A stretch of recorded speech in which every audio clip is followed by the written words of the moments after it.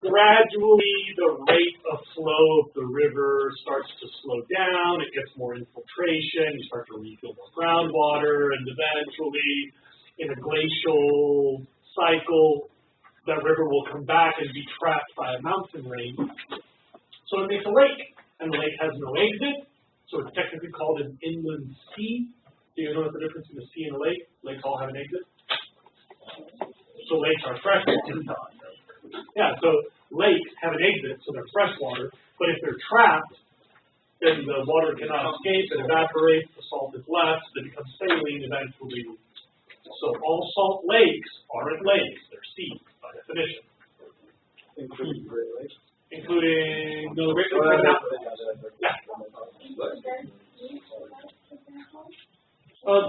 The Dead Sea super saline, right? It's like 3 times salt water. But you have better examples in California. The Salton Sea is 4.5 times salt water. Mono Lake is 4 times salt water. The Great Salt Lake in Utah is like 3 times salt water of the ocean. Those are all surface waters that have evaporated, leaving behind the salt. And if you wait enough millions of years, you actually get super saline conditions. Some of these things are more than a mile deep of solid rock salt. And coincidentally, somewhere down there, there's super saline water, too, because the water can only evaporate so deep. Super saline fish rock. Something down there, I don't know. So these are kind of interesting. It's a geological process that reorganizes the parts. Anybody know how we get these, where these are? Where is this? There are some of these in Vietnam, but this particular one is in Thailand. Anybody know what kind of rock that is? It's a super cool rock, yeah. Here's another one. These are very unique. And the cool thing is, these types of rock, it's limestone, by the way, they're limestone columns. These types of rock are actually an example of almost everything I've said in that previous list. Watch. These all started as some sort of sea life, probably coral. It could be stuff with a shell, and it could be stuff with an exoskeleton like crabs and lobsters.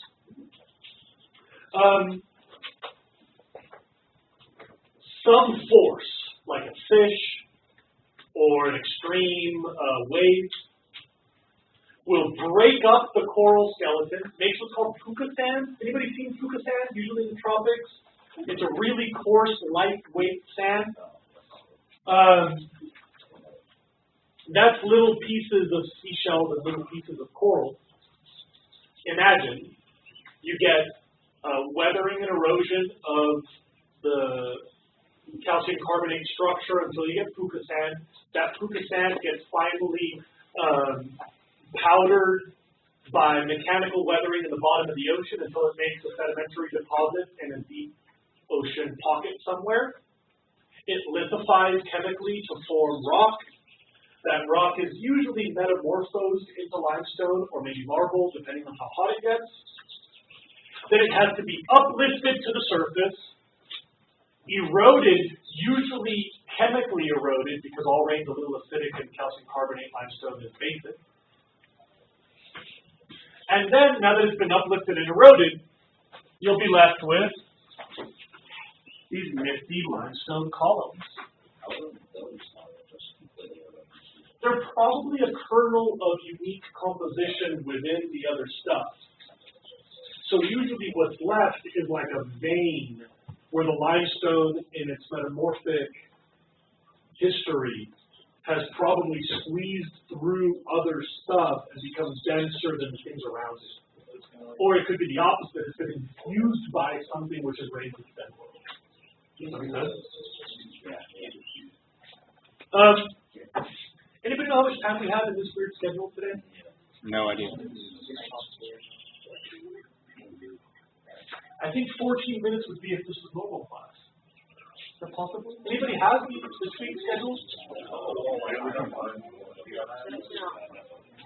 If someone could find it online, I'd love it, because I don't know if I want to start the next study group.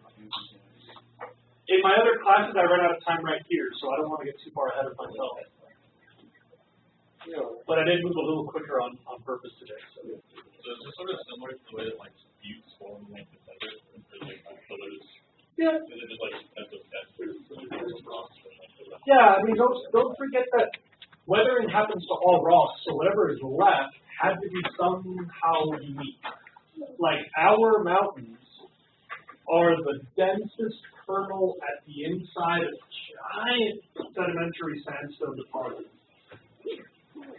These hills are probably a tenth the volume of the original mountains here. Anybody have access to that schedule yet? I'm looking up right now. I guess we'll move on. We'll move on. So, we're done at 40. So we have 4 minutes. Yeah, I think I'm going to stop here. I'm going to stop this. But we've got 4 minutes to wait.